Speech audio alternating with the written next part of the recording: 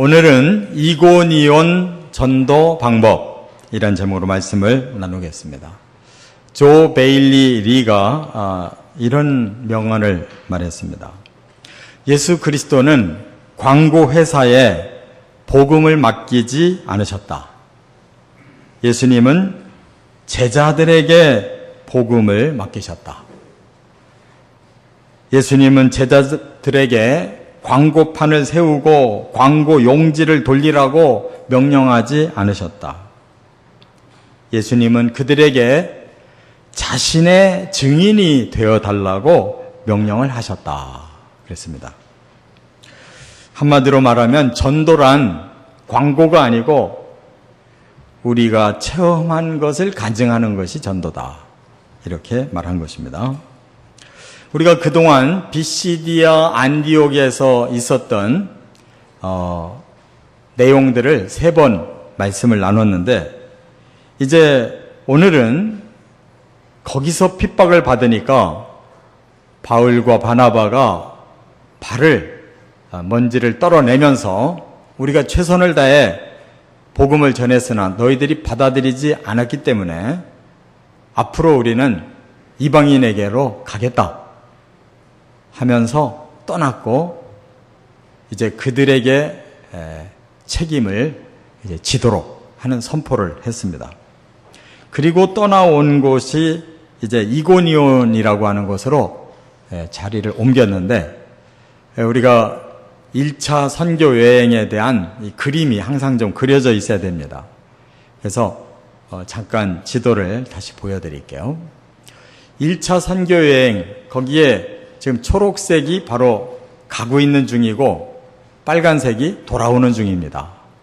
가고 있는 첫 스타트가 수리아 안디옥에서 실루기아에서 배를 타고 바보 섬에 가서 바보에서 많은 역사를 일으켰고 다시 내륙 지방으로 들어갔습니다.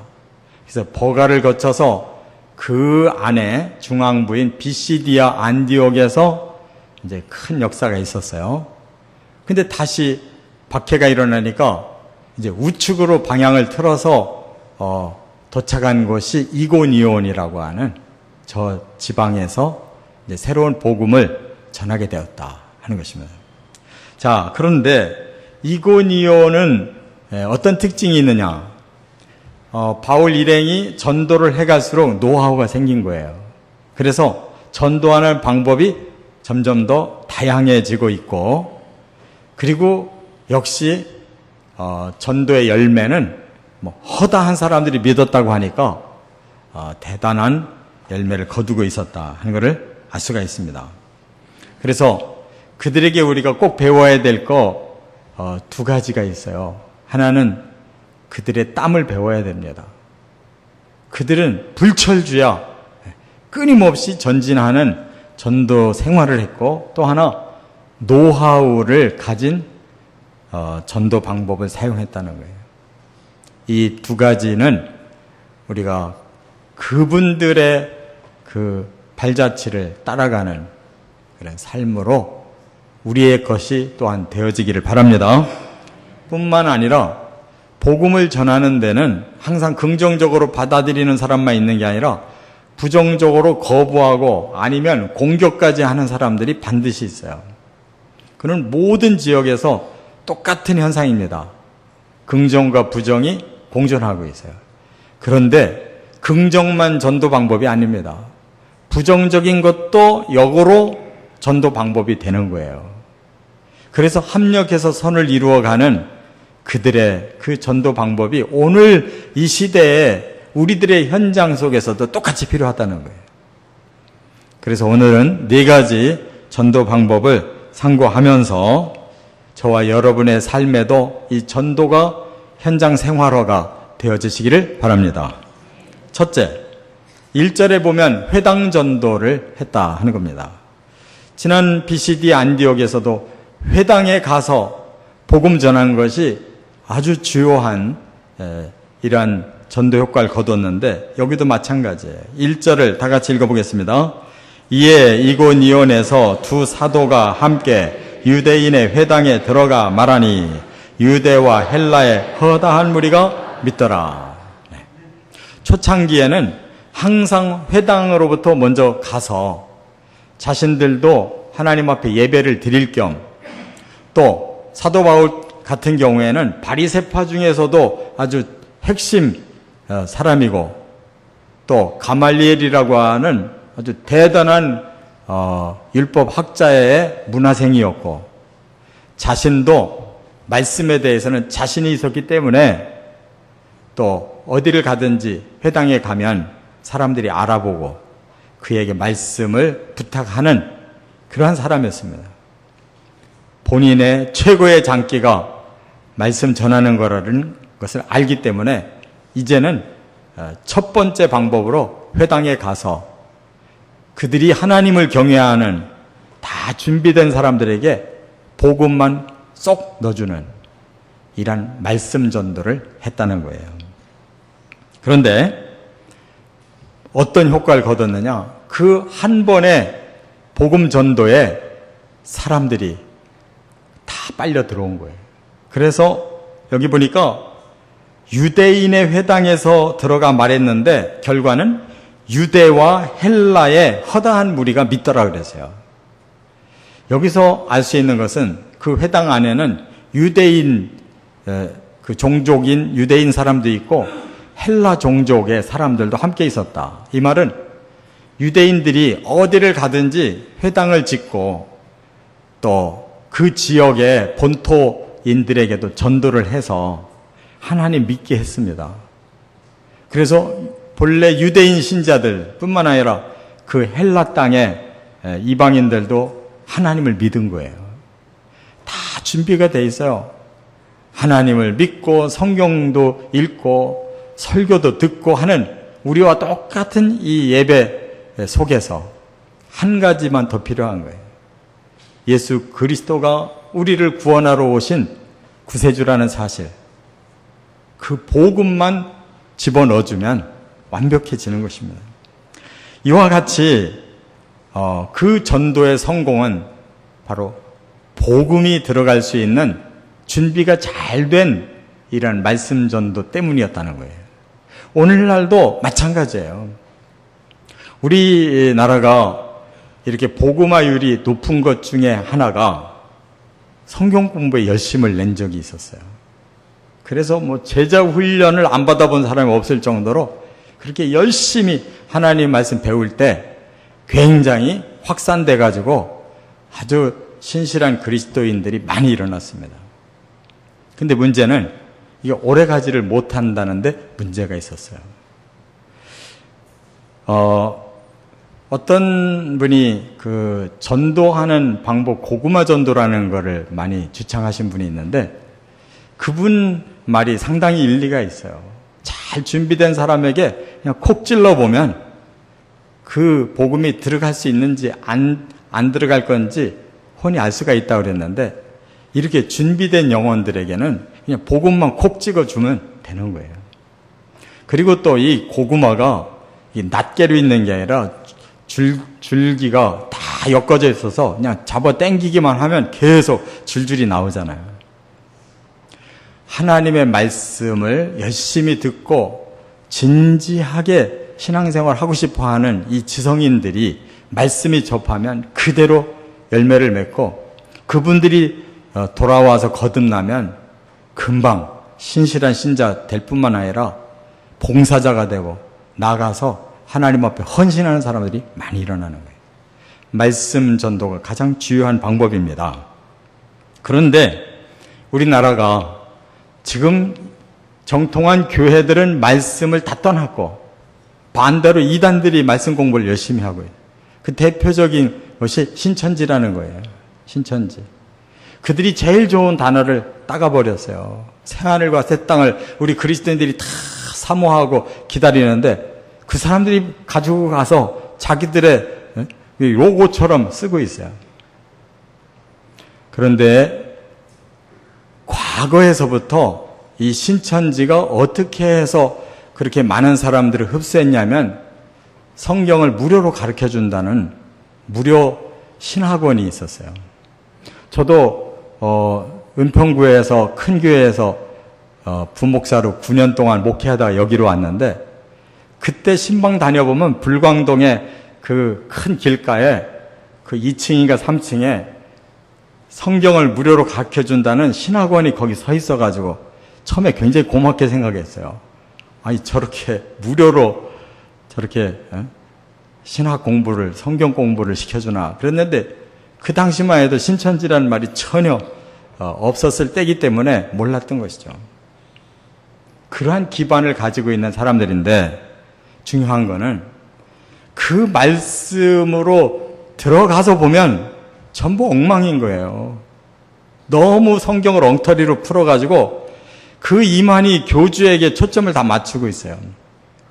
요한계시록을 강조하는데, 사도 요한이 계시를 받았는데 자기가 새로운 사도 요한이래. 새 계시 받은 사도 요한. 하나님이 예수님 이후에 성령을 보내 자기가 새로운 성령이라는 거예요. 이렇게 풀으니까 조금 있으면 그 양반이 죽을 건데, 지금 80대 후반인가 본데, 그 다음에 사도 요한처럼 죽었다고 했고 또 다시 또 태어날 건지, 성령은 안 돌아가시는데 어떻게 할 건지 모르겠어요. 그런데 그 성경으로 들어가게 하는 그런 과정이 또 아주 교묘해요. 그래서 자기도 모르게 빨려 들어갑니다. 그 안에 들어갔다 하면 못 빠져나오는 그런 장악력을 가지고 있어요. 부모도 버리게 만드는, 형제도 버리게 만듭니다. 직업도 버리고 그냥 거기에 올인하게 만드는 이런 마력이 있어요. 그래서 제가 신천지를 예방할 수 있는 동영상을 CBS 제작한 거 잠깐 틀어드릴 텐데 한 4분 정도면 돼요. 말씀이 명확해질 수 있고 이단에 빠지지 않도록 이 동영상을 잘 보고 참고하시길 바랍니다. 안녕하세요. 아나운서 김윤주입니다.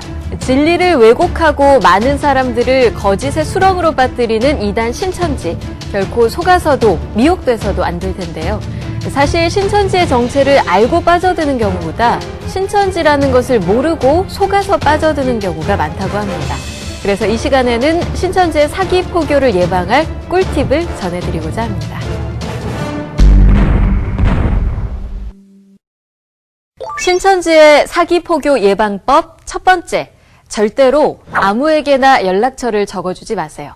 신천지는 설문조사나 상담, 그리고 문화센터나 동호회 등으로 위장해 연락처를 확보한 뒤 자연스러운 만남을 가장해 접근하는 경우가 많습니다. 또 휴대전화를 빌려 전화번호를 알아낸 뒤 접근하기도 하는데요.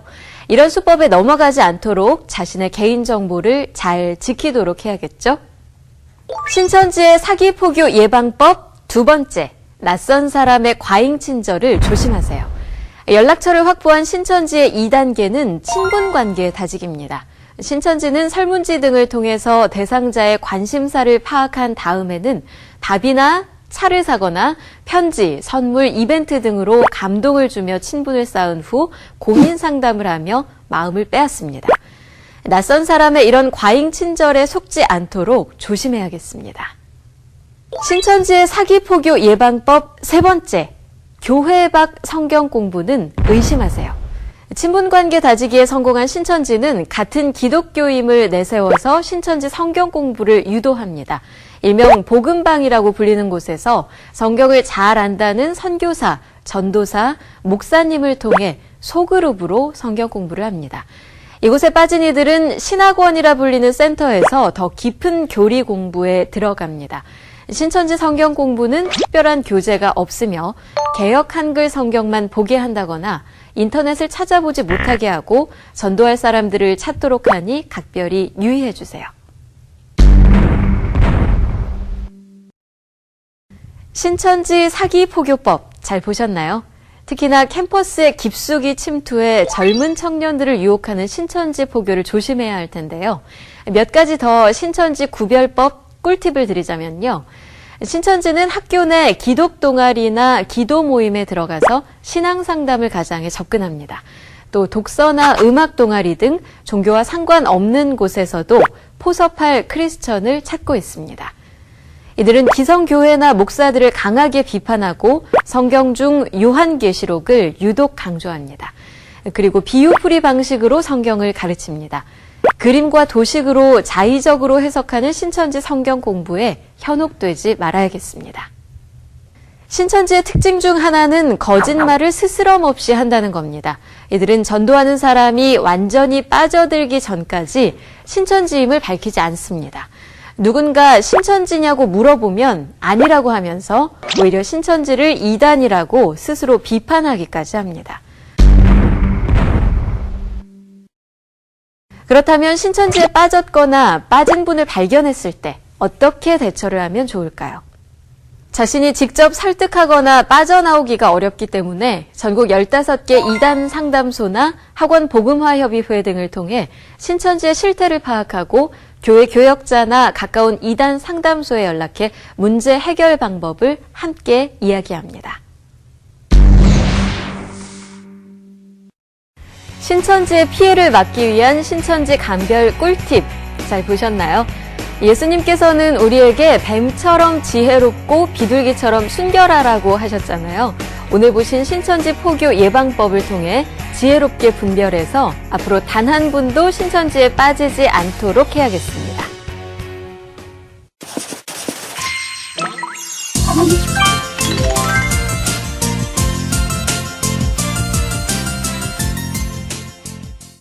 네, 잘 보셨습니까? 네. 이처럼 말씀이 대단히 중요한 겁니다.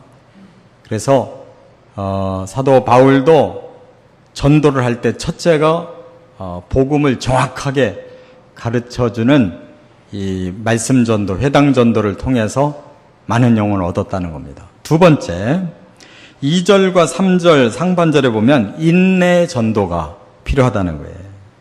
한번 3절을 읽는데 중간 상반절을까지만 한번 같이 읽어보겠습니다. 두 사도가 오래 있어 주를 힘입어 담대히 말하니, 여기까지.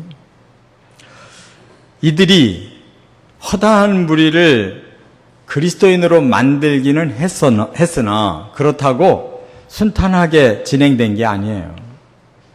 안 받아들이는 사람들이 있었습니다. 그들이 오히려 반감을 가지고 막 사람들을 선동하고 권력을 또 등에 업고 이렇게 이제 바울 일행의 전도를 가로막고 이제 죽이려고 하고 하는 이러한 상황이 벌어질 때 이들이 그 다음 행동을 어떻게 하느냐가 중요한 건데, 여기서 그냥 피해버리거나 전도를 포기해버리거나 하면 열매 맺기 힘듭니다. 그래서 이들이 두 번째 방법은 뭐냐? 계속 참으면서 계속 그곳에서 버텼다는 거예요. 그게 지금 두 사도가 오래 있어 그런 거예요. 거기 뭐 관광 단위로 오래 있은 게 아니에요. 그러한 방해 세력에 대해서 잠시 잠잠하게 그 상황 변화를 지켜보면서 꾸준히 거기에서 머물러서 복음을 전하고 있었다는 거예요. 그리고 그들이 원한 건 뭐냐? 주를 힘입어, 이걸 원한 거예요. 하나님이 여기에 개입해 주시고 우리가 두려움 없이 복음을 잘 전할 수 있도록 힘달라고 기도했다는 거예요. 그리고 담대히 말했다 그랬어요. 극복했다는 것이죠. 참아내면서 하나님의 도우심을 구하고 하나님이 주시는 새 힘을 얻고, 그리고 그 모든 역경을 극복하는 담대함 가지고 계속 전도해서 이긴 거지, 그냥 잠시 화끈하게 복음 전하고 어려움 생기니까 보따리 싸고 떠나버리는 이런 전도가 아니었다는 거예요. 영혼을 구원하는 일이 가장 많은 시간을 투자하고 인내가 곁들여야 될 줄 믿습니다. 세상에서도 잘 될 사람은 인내 없이 되는 게 없어요. 인내할 줄 알아야 되고 그걸 극복하는 담력이 있는 사람이 세상에서도 성공하는 법이에요. 사탄이 이렇게 복음만 놔두지를 않고 복음을 마음에 받아들이기를 원하지 아니하는 사람에게 들어가서 그리고 그 당시에 그 지역에 힘 있는 자들과 연루해서 기득권을 지키도록 하는 여론몰이를 하는 겁니다. 사도 바울이 새로운 복음이 들어와서 사람들에게 놀랍게 반응을 일으키고 열매를 맺어갈 때 기득권 가진 사람들은 위험을 느끼거든요. 그렇기 때문에 반대하는 자들이 그들을 선동한다, 그런 말입니다. 이와 같이 어려움이 있다고 해서 멈추는 것은 전도가 아니다. 디모데후서 4장 2절에 너는 말씀을 전파하라. 때를 얻든지 못 얻든지 항상 힘쓰라. 범사의 오래 참음과 가르침으로 경책하며 경계하며 권하라. 하나님의 말씀이 사람의 마음에 들어가기 쉬운 게 아니에요. 본래부터가 악한 본성을 가지고 있고 잘못된 문화 속에서 키운 그들의 마음에 하나님의 진리가 들어간다는 게 쉬운 게 아니에요. 더 많은 수고와 땀이 있어야 될 줄 믿습니다. 세 번째, 표적 전도를 했다는 거예요. 3절 하반절, 한번 3절의 그 읽은 나머지 부분을 같이 읽어보겠습니다. 주께서 그들의 손으로 표적과 기사를 행하게 하여 주사 자기 은혜의 말씀을 증언하시니. 세 번째 전도 방법은 하나님이 개입하셨다는 거예요. 이들이 아무리 참고 아무리 담대하게 복음을 전한다 할지라도 말로만 해가지고 결정타가 나오는 게 아니잖아요. 그러다 보니까 하나님이 개입하셔가지고 아예 놀라운 기적을 보여주심으로 그들의 마음의 문이 활짝 열리고 하나님 체험함으로 그리스도인 되도록 성령 역사하셨다는 겁니다. 그들의 손으로 표적과 기사를 행하게 바울과 바나바에게 기적의 은사를 주신 거예요. 그래서 여러 가지 표적이 나타난 겁니다. 바울도 병을 많이 고쳤고 또 귀신 들린 사람도 고쳤고 여러 가지 그러한 놀라운 일들을 많이 일으켰습니다. 이런 기적이 따를 때 사람들이 더 마음문이 활짝 열리고 하나님을 만나는 체험을 하게 된다, 그런 말입니다. 이렇게 전도가 극대화되기 위해서 예수님이 이미 약속하셨어요. 마가복음 16장 17절에 보면 너희가 온 천하에 다니며 복음을 전하라. 그때 내가 너희에게 해줄 게 있다. 믿는 자들에게는 이런 표적이 따르리니 곧 그들이 내 이름으로 귀신을 쫓아내며 새 방언을 말하며 뱀을 집어 올리며 무슨 독을 마실지라도 해를 받지 아니하며 병든 사람에게 손을 얹은즉 나으리라. 이렇게 예수님이 약속하셨어요. 그런데 귀신 쫓아냈습니다. 제자들이 다른 지역에 가서 복음을 전해서 예수 믿게 했더니 그들이 갑자기 새 방언을 합니다. 지금 같은 못 알아듣는 방언이 아니라 통역 방언들이 막 일어난 거예요. 그리고 뱀을 집어 올리며 무슨 독을 마실지라도 해를 받지 아니했다. 이건 사도 바울에게 응답이 되잖아요. 멜리데 섬에 표류했을 때 그곳에서 군불 때다가 뱀이 튀어나와 독사가 물어버렸어요. 떨쳐내버렸더니 아무렇지도 않게 살아나니까 사람들이 저 사람은 신이다라고 이렇게 놀라운 기적이 일어나서 멜리데 섬을 복음화시켰잖아요. 이와 같이 지금 현재에도 처음으로 복음이 들어가는 지역에는 반드시 이런 표적을 하나님 주십니다. 그래서 미전도 지역의 선교사들은 항상 와서 하는 말이 이런 기적 저런 기적이 일어났습니다. 우리가 들을 때는 여기서는 왜 하나도 없는데, 당연합니다. 우리나라에도 초대교회 때는 기적이 많이 일어났고 저와 여러분 중에도 예수 처음 믿었을 때 아마 많은 하나님의 기적을 체험하셨을 줄로 믿습니다. 또 복음이 한번 들어갔다가 빠져나갔고 오랫동안 다시 불신의 세계가 됐던 곳에 다시 들어가면 또 똑같은 역사가 일어납니다. 소련이 70년 동안 공산주의가 들어왔다가 빠져나갔어요. 그 다음에 다시 선교사들이 90년대 초반에 들어갔을 때 놀라운 역사들이, 기적이 너무 많이 일어났어요. 병원에서 치료로 낫는 게 아니라 선교사들이 기도해주고 예배를 드리다가 병 나섰다는 간증들이 막 쏟아져 나오는 거예요. 그리고 90년대 중반에 중국에 선교사들이 들어갔을 때 얼마나 많은 기적들이 일어났는지 몰라요. 우리나라보다 훨씬 먼저 기독교 들어간 나라입니다. 러시아 정교회는 1000년 동안 러시아가 있었어요. 중국에 우리보다 더 훨씬 먼저 기독교가 들어가서 많은 역사가 일어났었지만 공산주의가 들어가 다 사람들을 변질시켜 버렸을 때 다시 복음 들어가니까 또 똑같이 일어났다 그 말이에요. 우리나라도 새로운 역사가 일어나야 될 때인 줄 믿습니다. 기존의 기독교가 지금 다 죽어버렸어요. 형식만 남아있지 진리와 성령이 다 떠나버리셨어요. 마음이 뜨거운 사람이 없고 성령에 불타는 사람들이 없어요. 바로 하나님께서 개입해 주셔야 되는 것입니다. 표적이 주님이 일으켜 주시는 것을 믿으시기 바랍니다. 끝으로 네 번째가 박해전도라는 거예요. 4절부터 7절에 보면 오히려 박해가 전도가 되는 동력이었다는 뜻입니다. 5절을 같이 한번 읽어보겠습니다. 이방인과 유대인과 그 관리들이 두 사도를 모욕하며 돌로 치려고 달려드니 기어코 불상사가 일어날 상황이 왔어요. 복음을 끝까지 안 받아들이는 유대인들 왜 안 받아들이냐? 그들도 메시아를 기다리고 있는데 메시아를, 그들이 원하는 메시아는 영웅이 오기를 원하는 거예요. 그런데 메시아가 와서 십자가에 죽으시고 부활하시고 뭐 이런 어정쩡한 얘기를 가지고 무슨 메시아냐? 안 받아들이는 겁니다.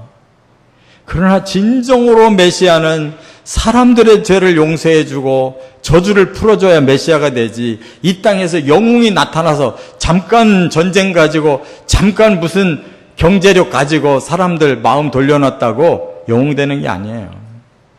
그렇기 때문에 지금도 유대인들의 다수가 예수 안 믿는 이유가 헛된 메시아를 기다리고 있는 것입니다. 그들이 얼마나 강하게 예수를 반대하는지 몰라요. 지금도 이스라엘 땅에는 기독교인들이 얼마나 박해를 받고 있는지 몰라요. 목숨의 위협을 지금 느끼며 살고 있어요. 몇만 명이. 그런데 이때도 마찬가지로 사도 바울을 율법적으로 이단자라고 몰아가지고 지금 돌을 들어서 율법적으로 쳐서 죽이겠다는 거예요. 이런 상황에서 어떻게 전도가 가능하겠습니까? 그러나 그들이 영적인 싸움을 싸우려고 하는 거지 물리적인 싸움을 싸우려고 하는 게 아니기 때문에 그 흥분 속에서 그들이 치려고 할 때 여기 보니까 도망갔다고 그랬어요. 굉장히 우리 마음에 좀 섭섭한 단어 아닙니까? 아니 어떻게 좀 겨뤄보기더라도 해야지 도망가다니. 도망갔다라는 말은 그들이 졌다는 뜻이 아니에요. 무력으로 행사하려고 할 때 그 무력을 잠깐 피했다는 뜻이에요. 그들은 더베라든지 그 다음 지역으로 또 가서 복음을 전했고 이미 그곳에서 믿은 사람들은 박해를 보고 둘 중에 하나를 판단하는 거예요. 내가 정말 믿을 거냐, 박해를 당해도 내가 믿을 거냐, 아니면 내가 돌아설 거냐. 박해를 통해 진짜 신자가 거기에 형성되는 거예요. 그들은 목숨 걸고 예수 믿었고 그래서 이고니온이 복음화된 줄 믿으시 바랍니다. 우리나라처럼 이렇게 평화로우면 다 예수 믿을 것 같은데 너무나도 그 믿음이 견고하지를 못하고 엉터리 신자들이 너무 많아서 만약 여기에 박해가 떨어지면 사라져버릴 신자가 너무 많아요. 그 따위로 믿으면서 하나님 자녀라고 그러고 예수의 제자라고 하니까 세상에서 손가락질 받고 교회를 제일 형편없는 존재로 여기도록 이렇게까지 땅바닥에 떨어진 거예요. 오히려 박해가 참된 그리스도인들을 길러내고 하나님 앞에 죽든지 살든지 내가 그리스도를 전하며 살겠다고 하는 참된 선교사들이 나오게 될 줄 믿습니다. 이런 말을 톨스토이가 했어요. 박해는 영적 향상의 필수 조건이다. 박해가 없는 게 축복이 아닙니다.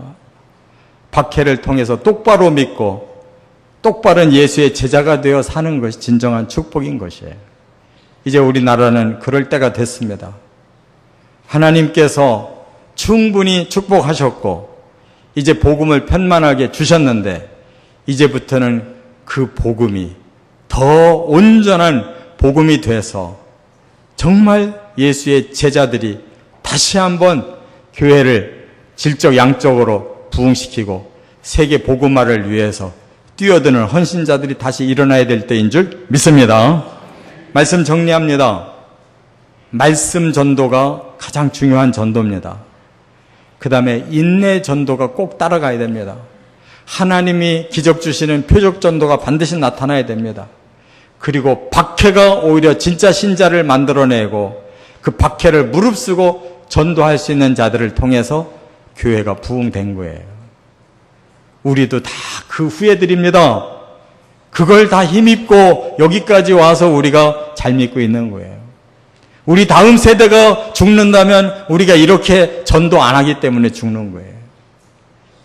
이 전도가 그대로 이어져서 우리 후세대를 살리는 저와 여러분 되시기를 주의 이름으로 축원합니다.